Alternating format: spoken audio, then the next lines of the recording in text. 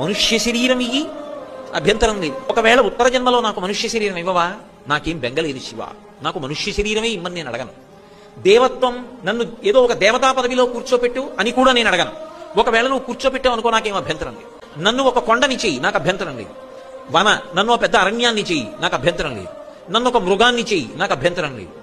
మశకత, ఆఖరికి నన్ను దోమం చెయ్యి, నాకేం అభ్యంతరం లేదు. పశుత్వం, నన్ను ఒక పశువుని చెయ్యి, పాశముల చేత కట్టబడిన దానిని చెయ్యి, నాకు అభ్యంతరం లేదు. కీటత్వం, నన్ను పురుగుని చెయ్యి, నాకు అభ్యంతరం లేదు. ఎందుకు అభ్యంతరం లేదంటే ఇవన్నీ శరీరాలు కదా శంకర. ఇదో శరీరం, అవన్నీ శరీరాలు. ఏ శరీరం అయితే ఉంది, కానీ ఒక్కటి మాత్రం ఇయ్యు సుమా.